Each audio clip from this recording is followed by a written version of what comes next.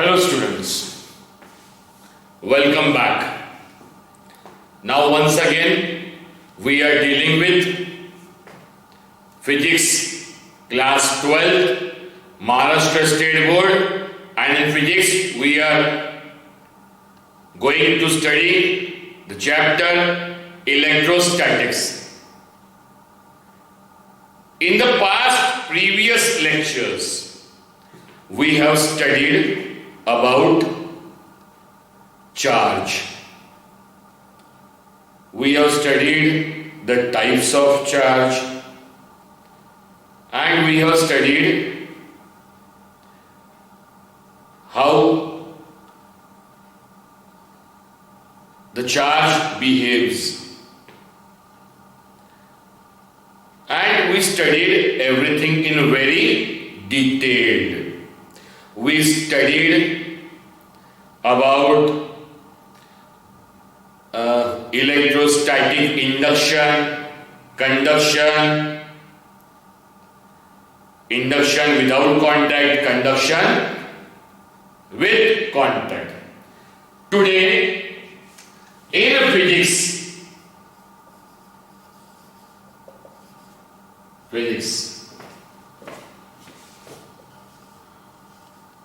22nd May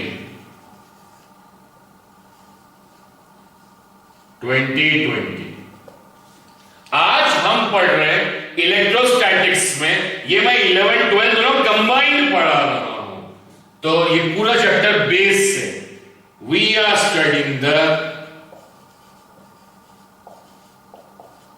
Coulomb's law. Coulomb's law in electrostatics.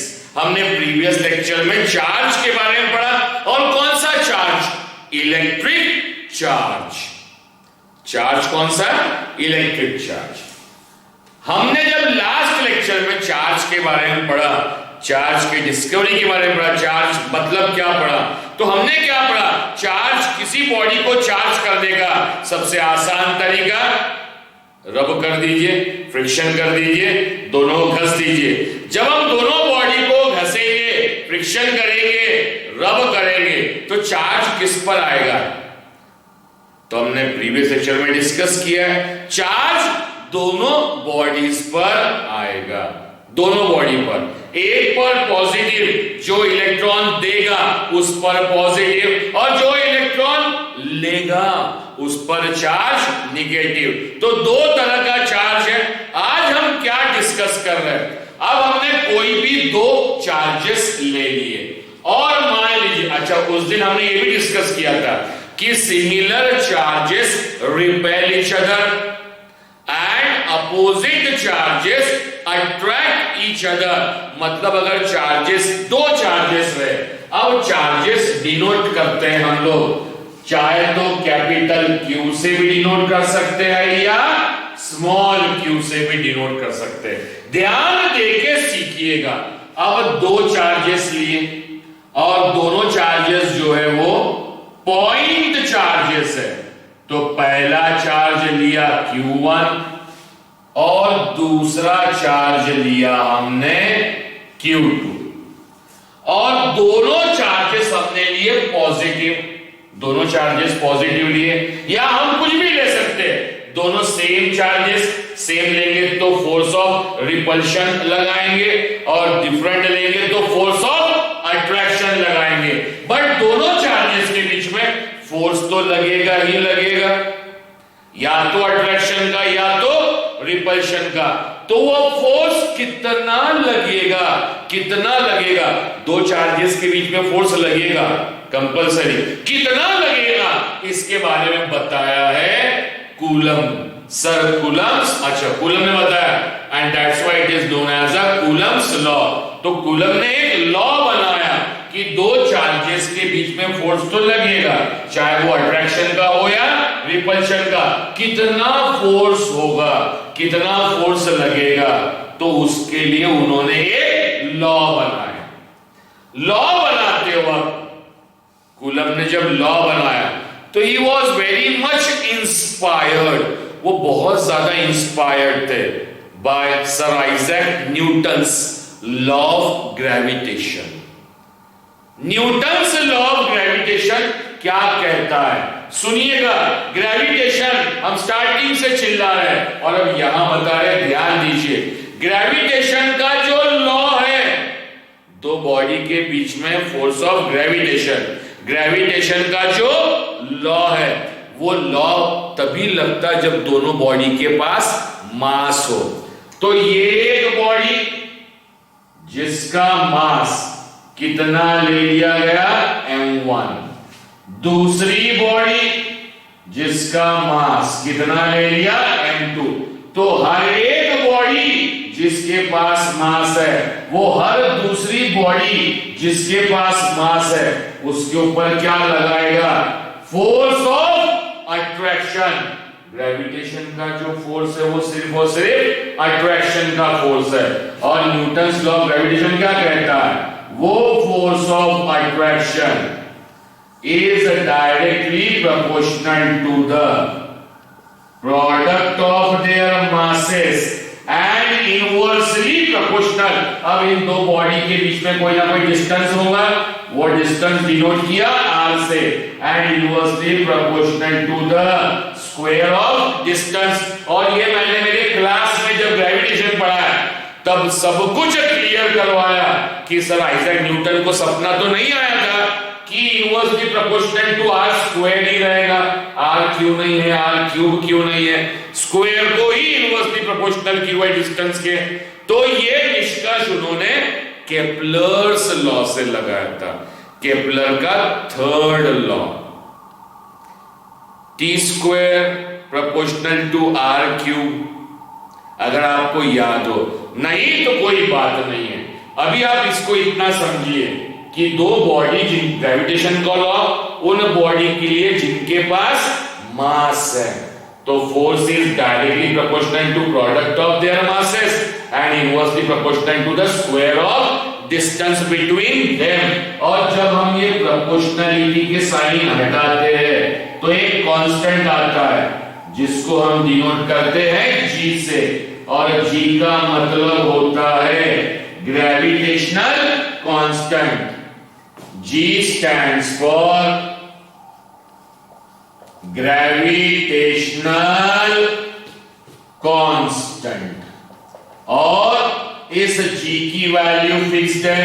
It is given by 6.67 into 10⁻⁻11 newton metre square per kg square. ये हमने detail में पढ़ा हुआ है बेटा। इसी लॉ से इंस्पायर्ड हुए कूलम। लेकिन कूलम लॉ किसके लिए बना है? ग्रेविटेशन का लॉ किसके लिए बना है? उन दो बॉडी के बीच के फोर्स के लिए, जिन दो बॉडी के पास क्या है? मास। और कूलम लॉ उनके लिए बना है, उन दो चीजों के लिए जिनके पास क्या है? चार्ज। तो कूलम ने भी क्या कहा कि इनके बीच में लगने वाला force is inversely proportional to the square of distance. मतलब दोनों के बीच में कोई ना कोई डिस्टेंस होगा which is denoted by r।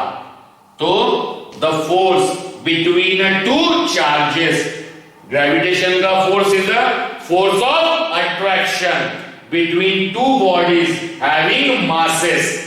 Coulomb's law मतलब दो चार्जेस के बीच का फोर्स, दो चार्जेस के बीच का फोर्स अट्रैक्शन का भी हो सकता है और रिपल्शन का, और ग्रेविटेशन का फोर्स हमेशा अट्रैक्शन का। वहां पे रिपल्शन का फोर्स नहीं होता। क्यों नहीं होता? हम डिस्कस कर चुके हैं। यहां रिपल्शन का भी होता और अट्रैक्शन। चार्जेस सेम रहेंगे तो रिपल्शन, डिफरेंट चार्जेस रहेंगे तो अट्रैक्शन। तो वो जो भी फोर्स है, अट्रैक्शन या repulsion, it is inversely proportional. 1/, मतलब inversely proportional to the square of distance between them. ये पहला नियम उन्होंने बनाया। और ये लॉ कब बनता है? पहले थीसिस बनती है, थ्योरी बनती है, फिर थ्योरी को लैब में प्रूफ किया जाता है। अगर वो प्रूफ हो गई तो लॉ बन गया, और प्रूफ नहीं हो तो उसे छोड़ दिया जाता है, फेल्यूर कहा जाता है। तो उन्होंने पहले थ्योरी बनाया, लैब किया, प्रूफ हो गया, इट बिकम्स अ लॉ। तो उनका पहला statement, force between two charges, चाहे वो अट्रैक्शन का हो या रिपल्शन का, is inversely proportional to square of distance between them. इस लॉ को कहा जाता है inverse square law, inverse square law. फिर ये तो डिस्टेंस के बारे में बताया। अब अगर हमने एक चार्ज को डबल कर दिया, मान लो इसकी वैल्यू डबल कर दी और दूसरे चार्ज को ट्रिपल कर दिया, मतलब पहले चार्ज को डबल कर दिया, दूसरे चार्ज को ट्रिपल कर दिया, तो अब फोर्स पे क्या असर पड़ेगा, फोर्स कितना हो जाएगा? तो फोर्स होने के 3-4 तरीके हो सकते हैं। 2 + 3 फोर्स 5 गुना हो सकता, 2 × 3 फोर्स 6 गुना हो सकता, 2 to the power 3 force 8 time हो सकता, 3 to the power 2, ऐसे कॉम्बिनेशन बनाने 2 और 3 के तो 9 टाइम हो सकता है। तो मैथमेटिक्स में 2 और 3 के ऐसे रिलेशन बन सकते हैं, माइनस तो नहीं होगा, तो या डिवीजन भी नहीं होगा, 2 और 3 की रिलेशन बना सकते हैं हम लोग। तो कूलम ने क्या कहा, इन चारों में से रिलेशन कौन सा सही है? तो ये वाला, because he was inspired by Newton's law of gravitation, और उन्होंने भी कहा मास का प्रोडक्ट, तो इन्होंने भी क्या कहा, चार्जेस का प्रोडक्ट। तो अब इन्होंने कहा दैट फोर्स, सेकेंडली, पहले बार inversely proportional to square of distance, and second time ही said directly proportional to the product of charges. अब इन दोनों को मिला दो, ध्यान देके सीखिएगा। अब आगे बड़े इंपॉर्टेंट चीज है, क्योंकि ये दोबारा सीखने को मिलेगा नहीं, ध्यान दीजिएगा। अब दोनों को मिला दिए तो force is proportional to product of their charges, force between two charges is proportional to their product and inversely proportional to the square of distance between them। अब जब प्रोपोर्शनलिटी के साइन हटाएंगे तो कोई ना कोई कांस्टेंट आएगा, that constant we denoted by C, and C stands for Coulomb's constant। और C से हम क्या कहते हैं, C को कूलम्स कांस्टेंट। क्या होता है बताते हैं। तो कांस्टेंट कौन आया, C, product of their charges inversely proportional to the square of distance between them. और उन्होंने C की वैल्यू निकाली, किस तरह से निकाली आगे बताता हूं। C की जो वैल्यू निकली वो निकली 9 × 10⁻⁹ 9 × 10⁻⁹। This is the value of Coulomb's constant. Unit हम आगे बताते हैं क्या होता है। चलिए अब सबसे पहली बात, ये कूलम्स कांस्टेंट क्या है। प्रोपोर्शनल हटाया तो ये कूलम्स कांस्टेंट तो एक अधिक कांस्टेंट तो आएगा ही आएगा, प्रोपोर्शनलिटी की साइन हटेगी तो कोई ना कोई कांस्टेंट आएगा। इस कांस्टेंट की क्या खास बात है, ये कांस्टेंट क्या रिप्रेजेंट करता है, किस चीज को रिप्रेजेंट करता है। तो अब आप देखिए, सुनिएगा मेरी बात। ये कांस्टेंट मीडियम की एक प्रॉपर्टी को रिप्रेजेंट करता है। कांस्टेंट, ये दो चार्जेस हमने रखे, दो चार्जेस के बीच में फोर्स लग रहा है, बट वो फोर्स डिपेंड किस पर है, वो डिपेंड इस पर है कि ये दो चार्जेस आपने कहां रखे, किस मीडियम में रखे, हवा में रखे, पानी में रखे, कहीं और रखे, बीच में कौन है, बीच में दो चार्जेस के बीच में जो भी रहेगा वो कहलाएगा मीडियम। तो ये कूलम्स कांस्टेंट डिपेंड करता है उस मीडियम की एक प्रॉपर्टी पर। एक कैरेक्टरिस्टिक पर, और उस कैरेक्टरिस्टिक का नाम है, उस प्रॉपर्टी का नाम है परमिटिविटी। परमिटिविटी। अब इस परमिटिविटी का मतलब क्या होता है? तो नाम में ही मतलब छुपा है, लेकिन जरा कई लोग गलत समझते हैं। परमिटिविटी मतलब परमिशन, तो परमिशन किस बात की? तो मैं एक एग्जाम्पल दे रहा हूं, उम्मीद करता हूं आप उस एग्जाम्पल से समझेंगे। कूलम्स कांस्टेंट डिपेंड किस पे करेगा? मीडियम की एक प्रॉपर्टी पर। ये कूलम्स कांस्टेंट मीडियम के लिए, मीडियम की एक प्रॉपर्टी के लिए, और उस प्रॉपर्टी का नाम क्या है? परमिटिविटी। परमिटिविटी का मतलब क्या? तो जरा ध्यान देके सीखिएगा, परमिटिविटी का मतलब क्या। अब मान एग्जाम्पल ले रहा हूं, ये पॉइंट चार्ज है Q1 और ये दूसरा पॉइंट चार्ज है Q2। चार्ज का यूनिट क्योंकि कूलम्स ने बताया, इसलिए उनके रिस्पेक्ट में उनके नाम के ऊपर यूनिट रखा, तो चार्ज का यूनिट होता है कूलम। मान लीजिए एग्जाम्पल दे रहा हूं, एग्जाम्पल दे रहा हूं, ध्यान देकर सुनिएगा सिर्फ समझने के लिए। मान लीजिए इसके पास चार्ज है 5 कूलम का और इसके पास चार्ज है 2 कूलम का, ठीक है। दोनों चार्जेस सेम है, मतलब ये फोर्स ऑफ रिपल्शन लगाएंगे, लेकिन कौन किसको धकेलेगा? रिपल्शन मतलब दूर भेजेगा, लेकिन कौन किसे दूर भेजेगा? ताकतवर जिसके पास 5 कूलम है, जिसके पास 2 कूलम कम चार्ज है उसको रिपेल करेगा, इसको दूर भेजेगा। क्या भेजेगा? इसको दूर। अगर अपोजिट चार्ज होंगे तो खींचेंगे एक में को। अब मान लीजिए इनके बीच में जो फोर्स लग रहा है, फोर्स लग रहा है, तो ये फोर्स के लिए कुछ ना कुछ लाइंस रिप्रेजेंट कर रहा हो। ये फोर्स लग रहा है मतलब धकेल रहा है, कितनी ताकत से, कितने लाइंस की ताकत से? मान लीजिए इसके बीच में जो फोर्स लग रहा है, फोर्स लगाने के लिए उसने अपने बीच में बनाया 100 लाइंस। कितनी लाइंस बनाया बेटा? 100 लाइंस की जगह हम उन्हें कहते हैं स्ट्रिंग्स। 100 एक स्ट्रिंग की ताकत 1 न्यूटन है, मानते हैं ना। Q1 इस पे Q2 पे फोर्स लगा रहा है, 100 स्ट्रिंग्स है, एक स्ट्रिंग की ताकत 1 न्यूटन, तो 100 स्ट्रिंग की ताकत 100 न्यूटन। अज्यूम कर ले, क्वांटिटी बता रहा हूं, मतलब Q1 Q2 को धकेल रहा है, दूर कर रहा है। कितने फोर्स से, ताकत से कर रहा है? 100 न्यूटन। ये दोनों चार्जेस कहां थे? एयर में। एयर में Q1 Q2 को धकेल रहा है, कितनी ताकत से? 100 न्यूटन की ताकत से धकेल रहा है। अब ये पूरा सिस्टम जो हवा में Q1 Q2 वाला, इसको उठा के हमने डाल दिए पानी में।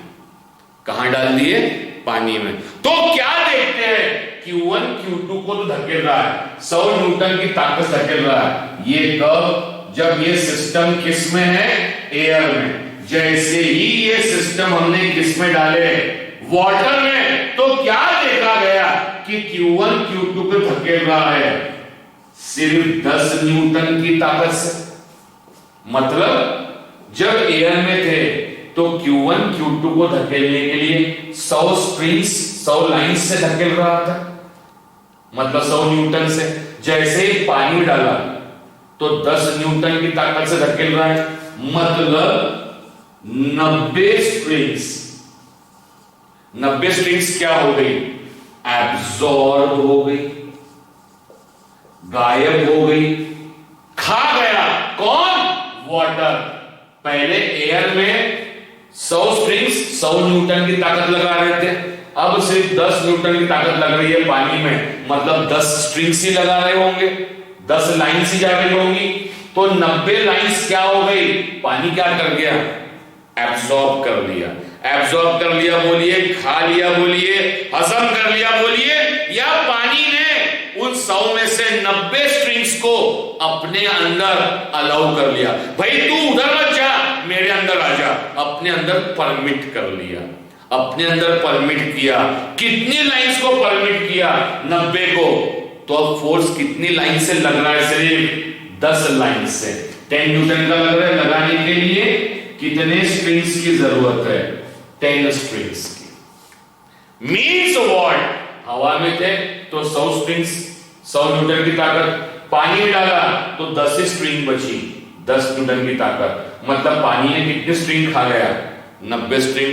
ये जो खा जाना है, एब्जॉर्ब करना है, अपने अंदर ले लेना है, इसे ही कहा जाता है permittivity, known as a permittivity. फिर ये सिस्टम को निकाला, एयर में लाया, फिर स्टाउटरिंग। अब इन दोनों के बीच में पहले एयर थी, बाद में वाटर। अब क्या लगा दिए हमने? माइका। क्या लगा दिए? माइका। तो 100 स्ट्रिंग्स की जगह अब हमको दिख रही है 30 स्ट्रिंग्स। 30 स्ट्रिंग्स ताकत कितने की लगा रही है? 30 न्यूटन। तो बताइए माइका कितने स्ट्रिंग्स को खा गया, एब्जॉर्ब कर गया, अपने अंदर ले लिया? तो आप क्या बोलेंगे? कितने ले लिया? 70 स्ट्रिंग्स ले लिया। फिर कोई तीसरा मीडियम लगाया, उसने 80 स्ट्रिंग्स अपने अंदर एब्जॉर्ब कर लिया, मतलब 20 की ताकत लगाया। तो ये अपने अंदर एब्जॉर्ब करना, जो एक्चुअली 100 की ताकत का 100 स्ट्रिंग्स 100 न्यूटन का फोर्स लगा रहे थे, उस फोर्स को उन्होंने क्या किया? जैसे ही 90 स्ट्रिंग अपने अंदर एब्जॉर्ब किया, तो पहले फोर्स कितनी ताकत का लग रहा था? 100 न्यूटन का। अपने अंदर वाटर कितनी खा गया? 90। तो कितनी ताकत का लग रहा है? सिर्फ 10 न्यूटन की ताकत का। तो बताइए, जब मीडियम अपने अंदर स्ट्रिंग्स को खा जाता है मतलब एब्जॉर्ब करता है, मतलब क्या करता है? परमिट करता है। तो दो चार्जेस के बीच में लगने वाला फोर्स बढ़ता है कि कम हो जाता है? कम हो जाता है। मतलब जिस मीडियम की जितनी ज्यादा क्या रहेगी? परमिटिविटी ज्यादा, तो दो चार्जेस के बीच में लगने वाला फोर्स कम। वाटर की परमिटिविटी ज्यादा, तो वाटर में दो चार्जेस के बीच लगने वाला फोर्स कम। माइका की परमिटिविटी कम, तो वाटर से ज्यादा फोर्स लगेगा। किसी और की परमिटिविटी, तो फोर्स दो चार्जेस के बीच में कितना फोर्स लगेगा? दो चार्जेस के बीच में कितना फोर्स लगेगा? यह डिपेंड किस पर है? तो यह डिपेंड है कि उनके बीच का जो मीडियम है उसकी परमिटिविटी कितनी है। जितनी ज्यादा परमिटिविटी उतना कम फोर्स, और जितनी कम परमिटिविटी उतना ज्यादा फोर्स। और परमिटिविटी को हम डिनोट करते हैं एप्सिलॉन। किसे डिनोट करते हैं बेटा? एप्सिलॉन से। तो कंसेप्ट समझ में आया? परमिटिविटी का मतलब, परमिटिविटी मतलब कि अपने अंदर कितना एब्सॉर्ब कर लिया, परमिट कर लिया। जितनी ज्यादा लाइंस वो अपने अंदर परमिट करेगा, एब्सॉर्ब करेगा, खा जाएगा, फोर्स उतना कम हो जाएगा, फोर्स उतना कम हो जाएगा। अब इससे आगे तो जनरली हम कौन सा मीडियम यूज करते हैं? जनरली हम कौन सा मीडियम यूज करते हैं? तो हम मीडियम यूज करते हैं एयर। जनरली हम कहां रखते हैं? हम जनरली मीडियम कौन सा यूज करते हैं? तो एयर यूज करते हैं। एयर से पतला क्या होता है? तो हम सब कहेंगे वैक्यूम। तो सन और अर्थ के बीच में क्या है? कोई मीडियम नहीं है। जनरली क्या कहते हैं? वैक्यूम। बट वैक्यूम में टेक्निकली वर्ड राइट नहीं है। वैक्यूम का मतलब होता है नथिंग। लेकिन मैं क्लास में पहले भी समझा चुका हूं। क्या नथिंग कब बोलते? नथिंग क्यों बोलते? भाई नथिंग मतलब हमें पता नहीं है, इसलिए हम कुछ नहीं है बोलते हैं। लेकिन वो कुछ नहीं है ऐसा कोई जरूरी है क्या? वहां पर कुछ क्यों नहीं है? क्योंकि हमें पता नहीं है। मतलब इस कमरे में अंधेरा कर दूं और किसी ने मुझे पूछा इस रूम में क्या है, तो मैं बोलूंगा कुछ भी नहीं, क्योंकि मुझे दिख नहीं रहा है, मैंने कोई डिस्कवर नहीं किया इस रूम के अंदर क्या है, इसलिए मैं नथिंग बोल रहा हूं। लेकिन लाइट लगा दूं तो कई सारी चीज दिखेगी, तो डिस्कवर होने के बाद मालूम चलता है। इसीलिए वैक्यूम मतलब नथिंग कोई जरूरी है क्या? नहीं। हम वैक्यूम क्यों बोलते हैं? क्योंकि अब तक हमने वहां डिस्कवर नहीं किया कि सन और अर्थ के बीच में क्या है। यही बात मैंने वेव ऑप्टिक्स में इंटरफेरेंस डिफ्रैक्शन में बताया था, वेव ऑप्टिक्स में वेव थ्योरी ऑफ लाइट में बताया था, जब मैंने हाइजेंस प्रिंसिपल बताया था। हाइजेंस ने क्या कहा था? कि लाइट को ट्रेवल करने के लिए मीडियम की जरूरत है। सन से जब अर्थ में लाइट आती है तो कोई ना कोई मीडियम होगा, उस मीडियम का नाम उन्होंने रखा ल्यूमिनिफरस ईथर, हाइपोथेटिकल मीडियम, इमेजिनरी। तो चलिए ये मैं बता चुका हूं। तो इसीलिए हम एयर से पतला वैक्यूम यूज करने की बजाय हम शब्द यूज करेंगे free space. We will use the word free space. तो हम सब, और फ्री स्पेस और एयर की परमिटिविटी बहुत लगभग सेम होती है, लगभग सेम। तो जनरली हम कौन सा मीडियम यूज करते हैं? एयर या फ्री स्पेस। तो फ्री स्पेस की परमिटिविटी को हम डिनोट करते हैं एप्सिलॉन नॉट। नॉट मतलब नथिंग, और इस एप्सिलॉन नॉट की वैल्यू होती है, फ्री स्पेस की परमिटिविटी की वैल्यू होती है 8.85 इंटू 10⁻⁻12 10⁻⁻12। ये परमिटिविटी, इसे कहा जाता है permittivity of free space. Permittivity of free space.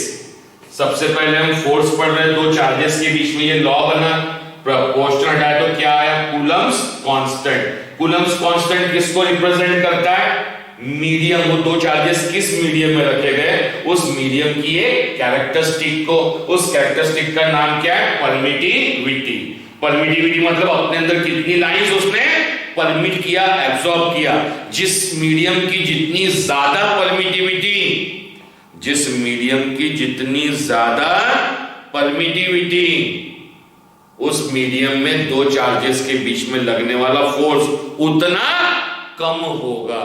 Permittivity हमेशा फोर्स को कम करती है, क्योंकि वो फोर्स जितने लाइनों से लग रहा है उन लाइंस को वो एब्सॉर्ब करती है। Permittivity of free space. अब इसका यूनिट निकालते हैं। Unit of epsilon not. अच्छा, वो यूनिट निकालने के पहले कूलम्स कांस्टेंट और परमिटिविटी में क्या संबंध है? कूलम्स कांस्टेंट और परमिटिविटी। तो कूलम्स कांस्टेंट की वैल्यू होती है परमिटिविटी के टर्म में relation 1/4 pi epsilon not. This is a constant value. और जब एप्सिलॉन नॉट की वैल्यू हम ये रखेंगे और सॉल्व करेंगे तो हमें कूलम्स कांस्टेंट की वैल्यू आएगी 9 इंटू 10⁻⁹। और अब इसका यूनिट। अच्छा, तो फोर्स का फॉर्मूला क्या हो जाएगा? Force between two charges. लेकिन ये दो चार्जेस, क्योंकि permittivity of a free space, तो ये फोर्स भी कहां लग रहा है? Free space, nothing. तो सी जगह क्या रखेंगे?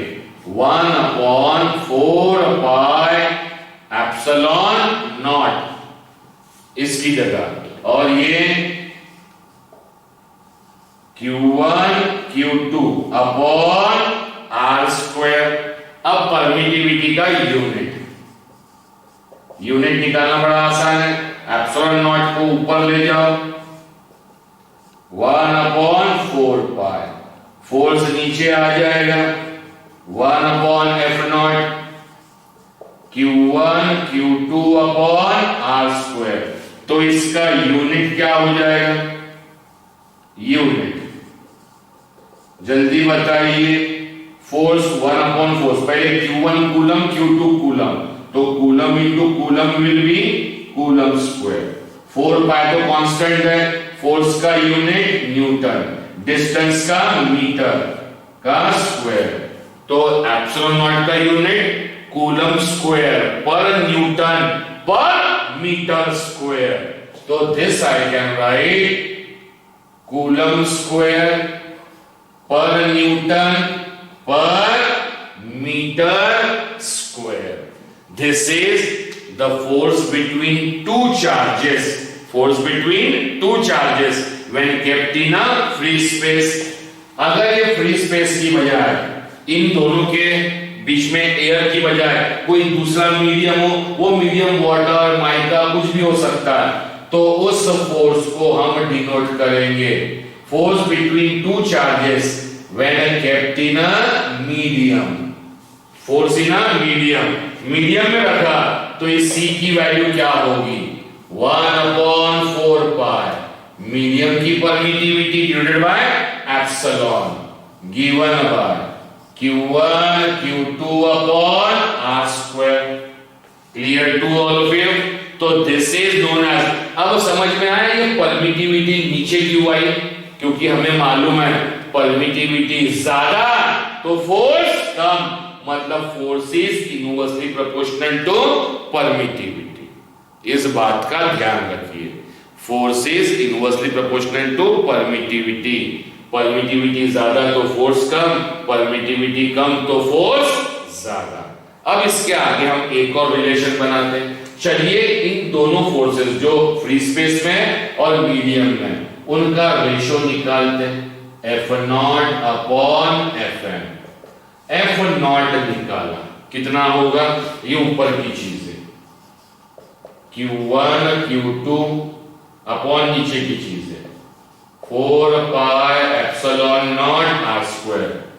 Fm नीचे, तो नीचे वाला ऊपर, ऊपर वाला नीचे, 4 pi epsilon R square upon Q1 Q2, cancel cancel, 4 pi R square. तो FO upon FM, FO upon FM is given by epsilon upon epsilon naught, epsilon upon epsilon naught. तो एयर में फोर्स ज्यादा होगा क्योंकि air की permittivity कम है, तो air में फोर्स ज्यादा तो मीडियम में फोर्स कम, मीडियम में फोर्स कम तो मीडियम की परमिटिविटी ज्यादा। इस बात का ध्यान रखिए। तो ये जो हमने रेशो निकाले permittivity of a medium to permittivity of free space, इसको डिनोट किया जाता है epsilon R, and epsilon R is known as relative permittivity. अब ये रिलेटिव परमिटिविटी मतलब क्या है, ये इसको समझिए। फिजिक्स में कई चीजें रिलेटिव ही होती है। जैसे मैंने कहा कि ए नाम का इंसान बहुत होशियार है, तो आपका क्वेश्चन सर किससे होशियार है? तो कंपैरिजन आना चाहिए ना, रिलेशन तो होना चाहिए, किससे होशियार बोल रहे हैं आप?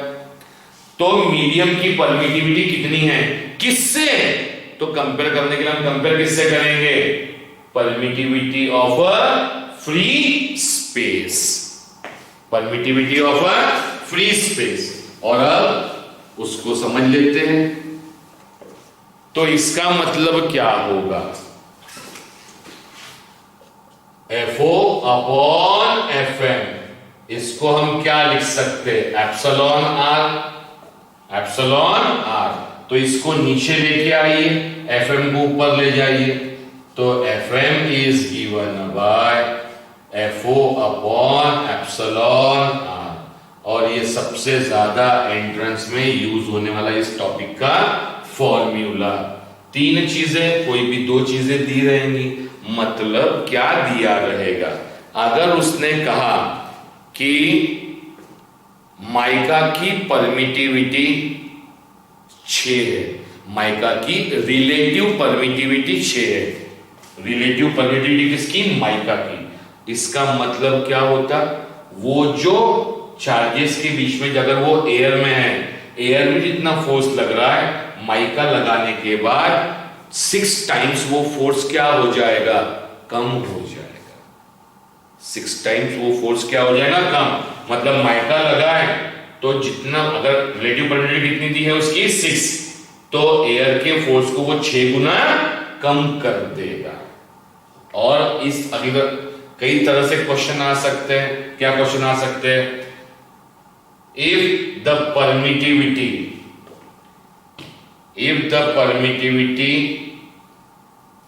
was 20, if the permittivity was 20, after putting a medium, permittivity becomes 5. पहले कितनी परमिटिविटी थी? 20, मतलब एयर में। मीडियम रखने से परमिटिविटी कितनी हो गई? 5, तो 20/5। रिलेटिव परमिटिविटी उस मीडियम की कितनी हो गई? 20/5 विल बी 4। तो किसी भी तरीके से आप ये फॉर्मूला यूज कर सकते हैं।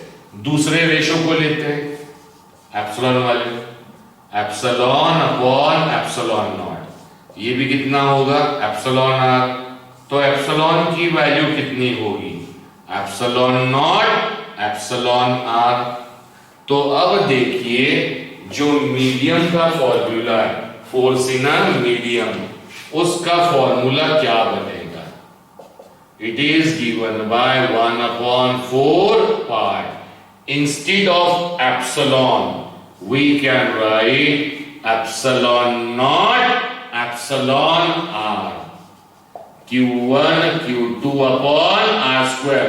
और अगर आपने यहां मीडियम नहीं भी लिखा तो भी अंडरस्टूड है ये मीडियम में। और ये सबसे बढ़िया फॉर्मूला है न्यूमेरिकल सॉल्व करने के लिए। इस फॉर्मूले से हम न्यूमेरिकल क्यों नहीं सॉल्व करते? इसको एप्सिलॉन नॉट एप्सिलॉन आर में क्यों रिप्लेस करते हैं?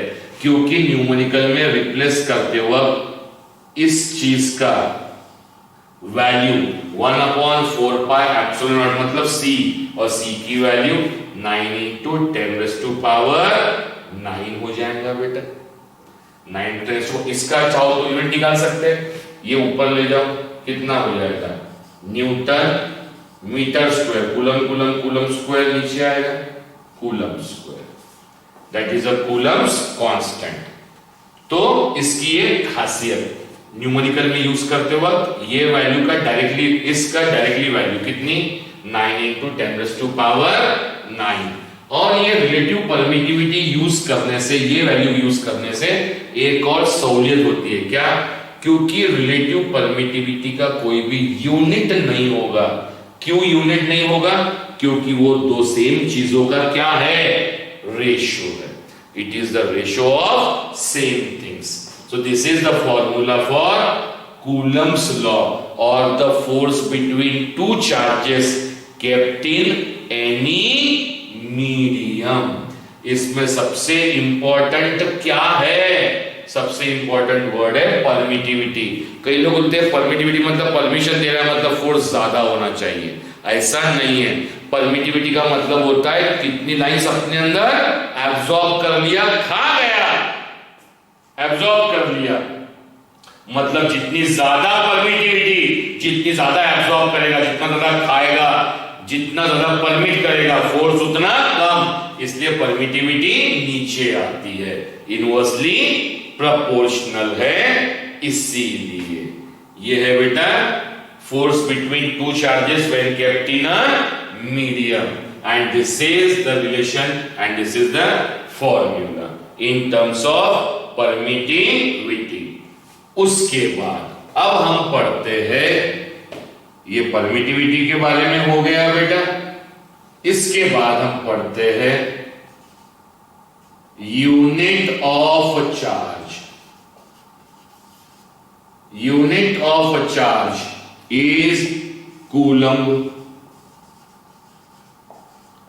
That is capital C। लेकिन सबसे बड़ा सवाल ये आता है, चार्ज का यूनिट तो कूलम लिखा, लेकिन 1 कूलम चार्ज होता कितना है? सबसे मेन बात तो है कि 1 कूलम चार्ज होता कितना है। चार्ज को हमने डिनोट करेंगे कूलम से, एग्री, लेकिन 1 कूलम चार्ज ये होता कितना है। तो चलिए इसको जरा समझते हैं। 1 कूलम चार्ज, 1 कूलम चार्ज, तो एज कूलम्स लॉ के formula F is given by C Q1 Q2 upon R square। अब हम 1 कूलम की वैल्यू निकाल रहे हैं कि 1 कूलम चार्ज कितना होता है। तो लेट, मैंने 2 चार्जेस लिया, वो 2 चार्जेस मान लिया इक्वल, और वो 2 चार्जेस किसके इक्वल है, 1 कूलम के। 1 कूलम, दोनों के बीच का डिस्टेंस भी कितना मान लिया, 1 मीटर। तो बताइए क्या होगा, दोनों चार्जेस इक्वल है, तो पहले किसके, Q के, और Q की वैल्यू कितनी ले रहा हूं बेटा मैंने, 1 कूलम। तो फोर्स कितना हो जाएगा, C, Q इंटू Q कितना हो जाएगा, Q square upon R square, same value के चार्जेस। अब Q की वैल्यू कितनी लिया, 1 का स्क्वायर, डिस्टेंस भी 1 का स्क्वायर, तो फोर्स किसके इक्वल आ गया, C, और कूलम्स कांस्टेंट की वैल्यू कितनी है, 9 into 10⁻⁹ Newton. This is a Coulomb's constant जिसकी वैल्यू निकली हुई है। तो हमारा मेन एम है फोर्स की वैल्यू मालूम नहीं करना, हमारा मेन एम है 1 कूलम चार्ज मतलब कितना चार्ज होता है, कितने चार्ज को हम 1 कूलम कहेंगे। अब क्या करेंगे, इसको फोर्स की वैल्यू 9 इंटू 10⁻⁹ कब आएंगी, जब चार्ज की वैल्यू कितनी लेंगे, 1 कूलम। मतलब क्या, तो जरा ध्यान से समझिएगा, ध्यान देके समझिए। अब हमने 2 चार्जेस लिए, Q1 Q2, 2 चार्जेस लिए, मतलब ऐसे करो 2 बकेट लिए, 2 चार्जेस लिए और दोनों के बीच में फोर्स लग रहा। अब वो फोर्स नापने के लिए हमने एक इंस्ट्रूमेंट बनाया। अच्छा, फोर्स कैसे गिनते हैं मालूम है आपको, अगर मैं कहूं आपने बाजू वाले पे 1 न्यूटन का फोर्स लगाइए, कितने न्यूटन का, 1 न्यूटन, तो फोर्स का basic formula mass into acceleration due to gravity.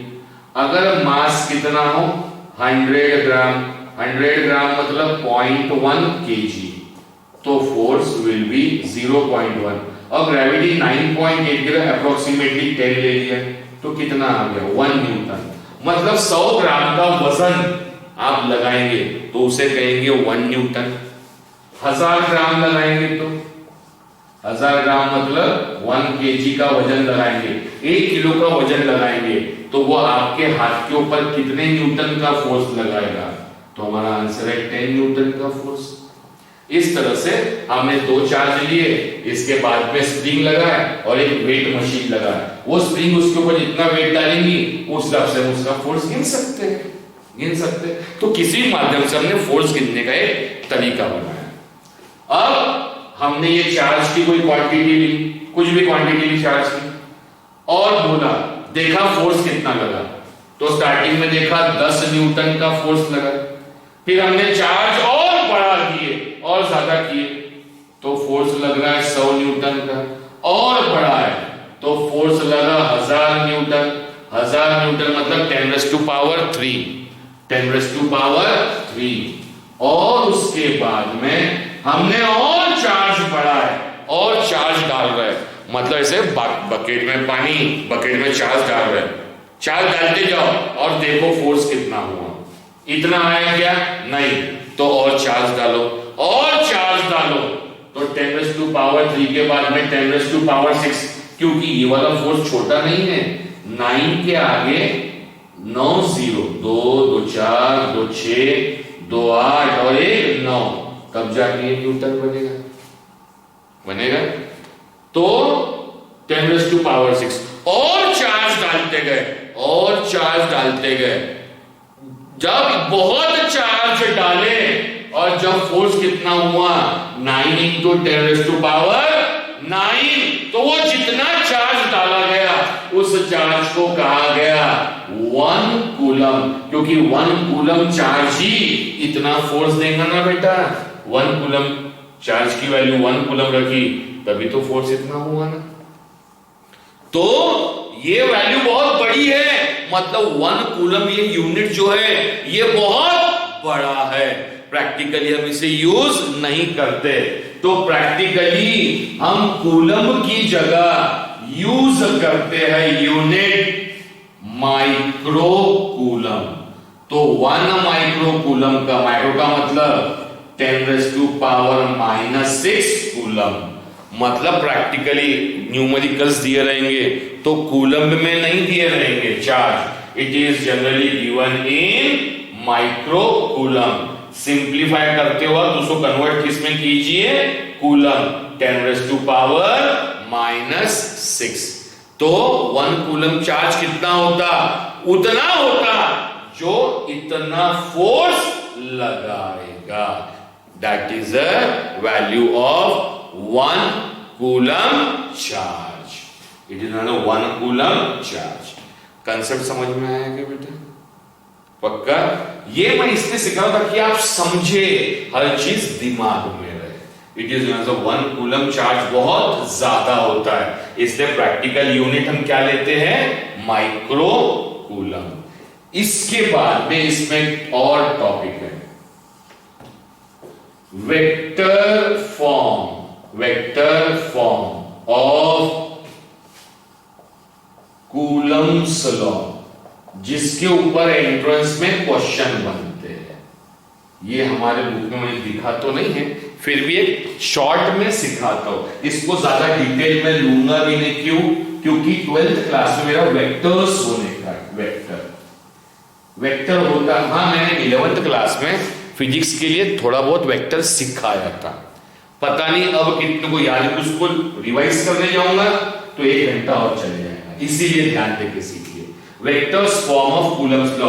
अभी हमने कूलम्स लॉ का फॉर्मूला देखे, F is given bye C Q1 Q2 upon R square, और F is given bye C की value 1/4 pi epsilon naught epsilon R Q1 Q2 upon R square. Epsilon R की value, हाँ एक चीज बताना भूल गया, एप्सिलॉन R की value is given by epsilon upon epsilon not, ताकि एप्सिलॉन नॉट इधर चले जाएगा। एप्सिलॉन R को हमने क्या कहा, relative permittivity of a medium. इसी चीज को फर्दर एक टॉपिक और है कैपेसिटर। इसे क्या कहा गया, यहां लिख देता हूं, इसे क्या कहा गया, relative permittivity of a medium. Relative permittivity of a medium. अगर आपको रिलेटिव परमिटिविटी फ्री स्पेस की निकालना है तो मीडियम की निकालने के लिए मीडियम किससे डिवाइड करेंगे, फ्री स्पेस की। अगर यही परमिटिविटी किसकी निकालना है, फ्री स्पेस, तो फ्री स्पेस को किससे डिवाइड करेंगे, फ्री स्पेस से। तो आंसर कितना आएगा, 1। तो नोट क्या, एप्सिलॉन R फॉर किसके लिए बेटा, फ्री स्पेस और एयर इज ऑलवेज 1। अब आगे एक टॉपिक आएगा, रिलेटिव परमिटिविटी, मतलब दो चार्जेस हवा में है, बीच में मैंने कुछ मीडियम डाल दिया, मतलब मीडियम। हाँ, मैं ये ले लेता हूं, मतलब इधर एक चार्ज है, इधर एक चार्ज, इधर एक चार्ज, ये मीडियम डाल दिया, तो इस मीडियम की रिलेटिव परमिटिविटी, तो ये मीडियम इन दो चार्जेस के बीच में लगने वाले फोर्स को, दो चार्जेस के बीच में लगने वाले फोर्स को क्या करेगा बेटा, कम कर देगा, क्योंकि बीच में आ गया। यही हम एक टॉपिक पढ़ेंगे कैपेसिटर, कि कैपेसिटर में इधर एक चार्ज, इधर एक चार्ज, दोनों के बीच में फोर्स लग रहा है, और बीच में डाल दिए इंसुलेटर। इंसुलेटर क्या करता है, लगने वाले फोर्स को कम करता है, हमने पिछले लेक्चर में सीखा, फोर्स को कम करता है। रिलेटिव परमिटिविटी भी क्या करती है, फोर्स को कम करती है। तो यहां पर फोर्स को कम किया, known as relative permittivity. Capacitor में इसका एक और नाम है, इसको डिनोट करते हैं के से, और के कहा जाता है डाई इलेक्ट्रिक कांस्टेंट। दोनों का मतलब सेम, दोनों का मतलब अपने अंदर एब्सॉर्ब करना। तो कूलम्स लॉ में अगर रिलेटिव परमिटिविटी यूज किया तो एप्सिलॉन आर बोलेंगे, और डाइलेक्ट्रिक कांस्टेंट के टर्म में बोला तो फॉर्मूले में सिर्फ क्या चेंज होगा, क्या चेंज होगा, ये फॉर्मूला बन जाएगा 1/4 पाई एप्सिलॉन नॉट के, excuse me, and Q1 Q2 upon R square. यहां पर जो रिलेटिव परमिटिविटी का मतलब कैपेसिटर में वही डाई इलेक्ट्रिक कांस्टेंट, दोबारा नहीं सिखाऊंगा, इसलिए ध्यान देके सीखना है, dielectric constant. Clear to all of you? अब हमको क्या सीखना है बेटा? Vector form of Coulomb's law. तो वेक्टर फॉर्म जब लिखते हैं, ये मिटा देता हूं बेटा मैं, हमको जब वेक्टर फॉर्म लिखना है तो कूलम्स लॉ किसके बारे में डिस्कस करता है? कूलम्स लॉ डिस्कस करता है दो चार्ज के बीच में लगने वाले फोर्स को, दो चार्ज के बीच में लगने वाले फोर्स को डिस्कस करता है। और फोर्स वेक्टर क्वांटिटी है, और वेक्टर है तो डायरेक्शन होना चाहिए। एक चार्ज हमने Q ले लिया, दूसरा चार्ज स्मॉल q लिया, ये कैपिटल Q मतलब ज्यादा पोटेंशियल का चार्ज, ये कम पोटेंशियल का, तो ये इसके ऊपर फोर्स लगाएगा, फोर्स लगाएगा ड्यू टू फोर्स, उसके पास क्या आ जाएगा? एक्सेलरेशन, क्योंकि न्यूटन का सेकंड लॉ याद है आपको, न्यूटन का सेकंड लॉ मोमेंटम, जिसमें हमने प्रूव किया force is equal to mass into acceleration. तो फोर्स लगा तो चार्ज के पास क्या आ जाएगा? एक्सेलरेशन। तो एक्सेलरेशन आएगा तो ये चार्ज इधर जाएगा, तो आपका दिमाग खराब हो गया, सर ये फोर्स लगा रहा है इस चार्ज पे, तो चार्ज इधर ही क्यों गया, इधर क्यों नहीं गया, इधर क्यों नहीं गया? तो वो किसी डायरेक्शन में, किसी एक पर्टिकुलर डायरेक्शन में क्यों नहीं गया, वो किस डायरेक्शन में जाएगा। तो क्या जरूरी है उसके लिए? उस चार्ज की डायरेक्शन देना। और बहुत आसान तरीका सिखा रहा हूं बेटा, बहुत आसान तरीका, डिटेल नहीं ले जा रहा हूं कि ये Q1 है और ये Q2 है। मान लीजिए Q1 ने Q2 पर फोर्स लगाया, तो उन दो पॉइंट चार्जेस को ज्वाइन करने वाली लाइन, तो उसी लाइन के अलोंग लगेगा फोर्स, उसी लाइन के अलोंग लगेगा फोर्स। इन दोनों के बीच का डिस्टेंस किसे डिनोट किए? R से। किससे डिनोट किए बेटा? R। डिस्टेंस कहां से कहां तक? चार्ज 1 से लेके चार्ज 2 तक। फोर्स कौन किस पे लगा रहा है? चार्ज 1 लगा रहा है, किस पे? चार्ज 2 पे। तो इसको डिनोट किससे करेंगे? फोर्स। चार्ज लग किस पे रहा है? 2 पे। जिस पे लग रहा है वो पहले, जो लगा रहा है वो बाद में। तो इसको वेक्टर फॉर्म में, force on charge 2 due to charge 1, vector form में। हमें फॉर्मूला मालूम है किस चीज का? मैथ्स में हमने सीखे, this E cap denotes the unit vector. कोई भी यूनिट वेक्टर, किसी भी वेक्टर को किससे डिवाइड करो? उसके मैग्नीट्यूड से। किससे डिवाइड करो? उसके मैग्नीट्यूड से। तो ये ऊपर ले जाओ, इसलिए मैं डिटेल नहीं सिखा रहा था। ये वेक्टर ए, ये ऊपर ले जाओगे तो कोई भी वेक्टर, उसके मैग्नीट्यूड को मल्टीप्लाई करो किससे? यूनिट वेक्टर से। अभी का इतना ही याद रखिए, मैथ्स में डिटेल में सीखेंगे। तो कोई भी वेक्टर किसके इक्वल होगा? उसका मैग्नीट्यूड। तो उसका मैग्नीट्यूड मतलब ये सिर्फ मैग्नीट्यूड दिया हुआ है, तो लिख लीजिए मैग्नीट्यूड कितना? C Q1 Q2 upon R square. और मल्टीप्लाई किससे कीजिए? Unit vector. यूनिट वेक्टर मतलब जिसके डायरेक्शन में, और किसके डायरेक्शन में जा रहा है? दोनों की जो लाइन ज्वाइंट कर रही उसी के डायरेक्शन में है, तो गिवन बाय उसके डिस्टेंस को किसे डिनोट किए? R12 का यूनिट वेक्टर। यहां भी क्या लिखेंगे, R12 नहीं लिखता, यूनिट वेक्टर। तो जो लाइन ज्वाइंट कर रही उसके ऊपर के यूनिट वेक्टर से मल्टीप्लाई करो, it gives the vector form of Coulomb's law.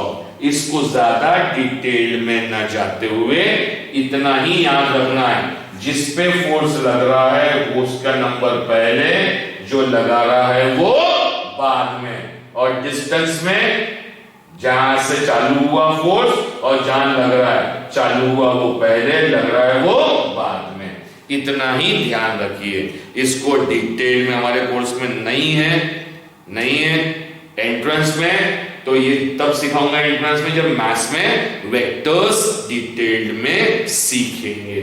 यहां सबसे इंपॉर्टेंट था किसको समझना, रिलेटिव परमिटिविटी को समझना, और 1 कूलम्ब मतलब कितना चार्ज होता है वो समझना, और कूलम्स लॉ समझना। Any doubt to anybody?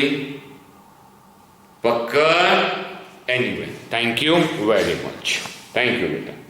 और हाँ, यही सारा बेसिक्स है, कोई पूछेगा नहीं, लेकिन अब आगे जाके यही सब कुछ मुझे काम आएगा। चलिए, thank you very much, thank you.